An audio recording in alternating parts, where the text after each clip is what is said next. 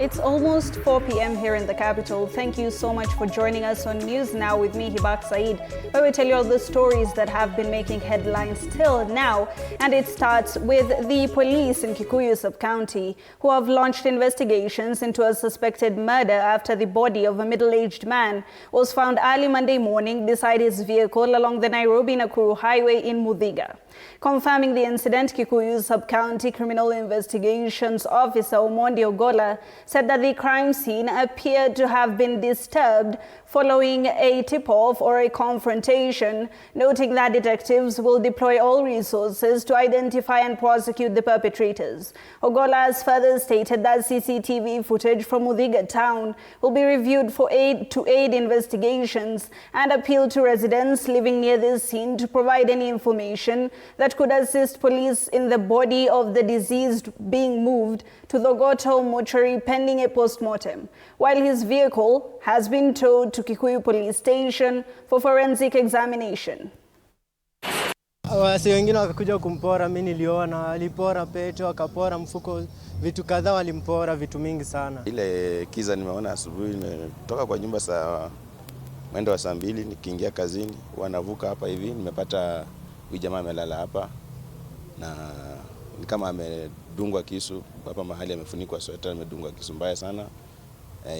Hiyo ndio inaonekana imemmaliza, na kama kuna furuku imefanyika hapa, kuna damu karibu kila mahali, imetapakaa kila mahali, ni kama walingangana, wajaribu kungangana na wale wa jamaa.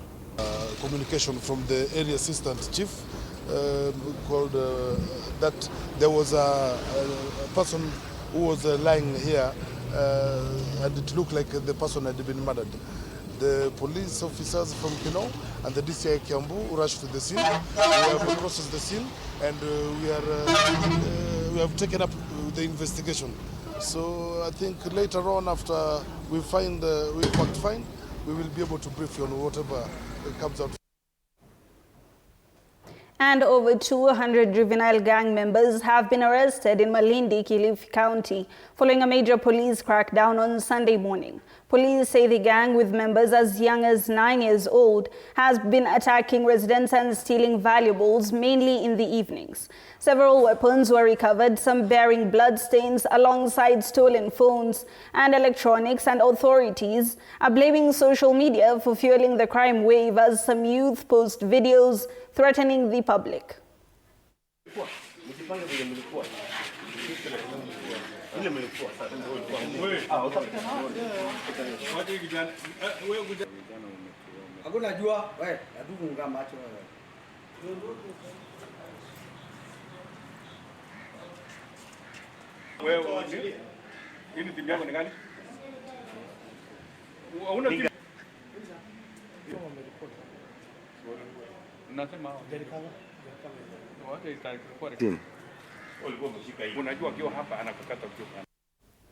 Following the current uproar over the theft at Shah, the management of Nyandiwa Level 4 Hospital in Suba has defended the Social Health Authority against claims that 20 million shillings were diverted to a non-existent facility bearing its name in Homa Bay County. The hospital officials clarified that the funds were deposited into their actual account, contrary to reports that linked the money to a Nyandiwa Health Center in West Kamagak, Kasipul. The Chief Medical Officer, Dr. Frederick Owino, explained that the hospital operates a bank account under its previous name of Nyandiwa Dispensary, which may have caused the confusion. Yeah, I can confirm and certain that we receive money from Shah. The last payment of August, we received around 20 million and some hundreds.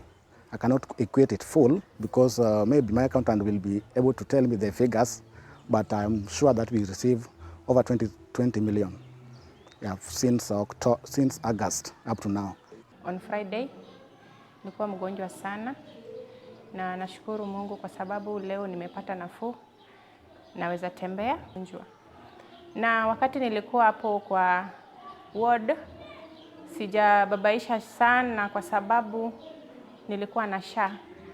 Nilipouliza daktari hiyo Shah inaweza tumika, alikubali na nilifurahia. Aliniambia sitalipa chochote na Shah ita cover. Now, President William Ruto has declared August the 27th a Katiba Day to commemorate 15 years since the promulgation of the 2010 Constitution. The president has urged government institutions and all embassies abroad to participate in activities that promote and protect the Constitution. Suzanne Locho has the details. On August 27th, Kenya will commemorate 15 years of the 2010 Constitution, a significant milestone in the history of this nation.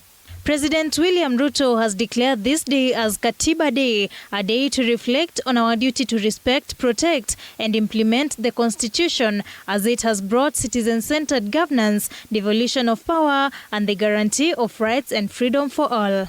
Although it will remain a working day, the government has urged institutions and all Kenyan embassies around the world to organize civic education activities, discussion on governance, and to promote a culture of respect for the law. Katiba Day is an opportunity to reflect, to be informed, and to participate in the journey of building a Kenya of justice, equality, and development for all. Susan Locho, TV47.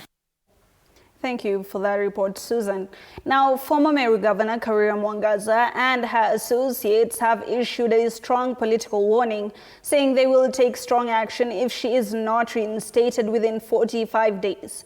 Addressing the public at Kamundi Stadium in Menti South, Meru County, she claimed that Mwangaza was removed, or they claimed that Mwangaza was removed because of her political stance. The group explained that since her removal, no progress has been witnessed in the county, thus calling on the president to take immediate action. In addition, they announced plans to mobilize more than 20,000 people to participate in anti-government movements as their next step. Ile kitu tunataka Meru ni maendeleo.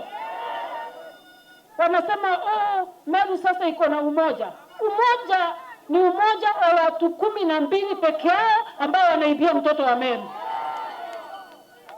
Tuliandaa tunataka umoja wa maendeleo ama umoja na maendeleo katika jimbo la Meru. Mlisikia president akisema waliitiza mama 200 million. Mama hakupata, president amesajua.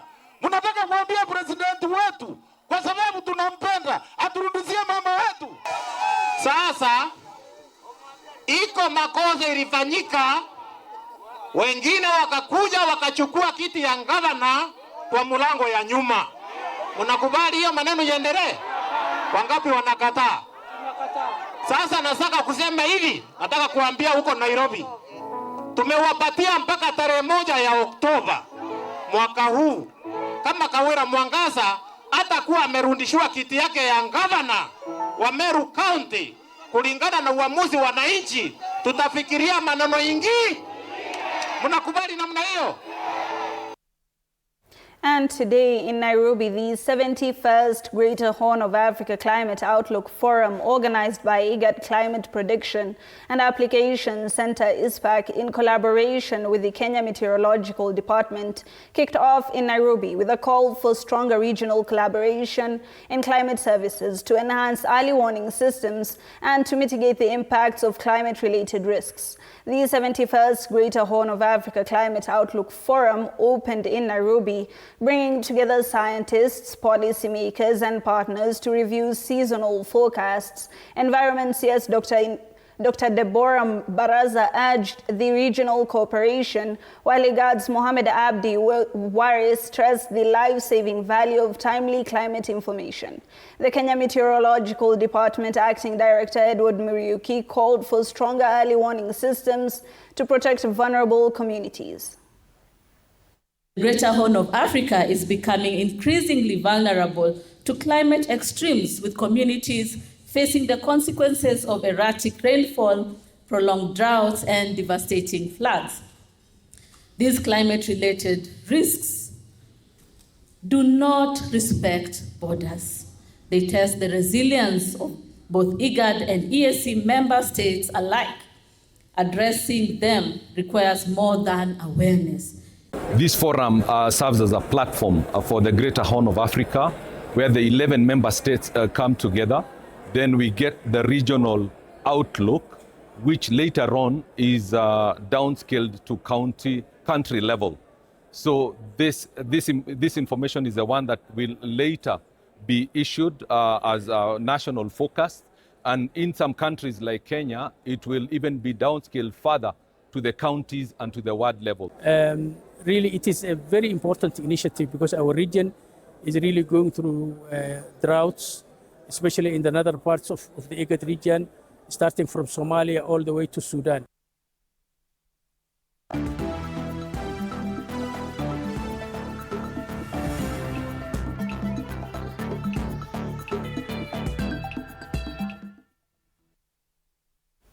All right, let's get sporty.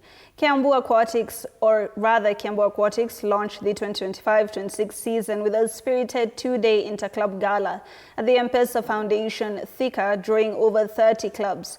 Upcoming stars showcased their class, among them 10-year-old Leki Sean Moinket and 7-year-old Heta Waweru, who claimed victories in the 50-meter breaststroke. Orca Swim Club dominated overall with 142 medals, while Snook SC led the women's standing, and the next Level 1 championship is set for September 20th. We've been here for the past 2 weeks with our coaches from the training of ASCA, and now this competition. We are hoping that we're going to get some of our swimmers joining the national competitions. We are very passionate about swimming in masters. We are an aquatic temperature, and we believe that we need to grow our swimmers through such events. And I'm encouraging all school directors and owners of schools to make sure that they're participating, their swimmers are participating in such events because it gives them discipline. It has been a good venture because now it encourages swimmers all through the ages, inclusive the master swimmers. Kiambu is going to have the Master Swimming Championship in 29th of November this year, and we are looking forward to masters swimmers taking part in it. Malcolm FC lifted the Isaac Wambua Cup after beating AIC Kisingo 3-0 at Makindu grounds, with Juma Hamisi scoring twice.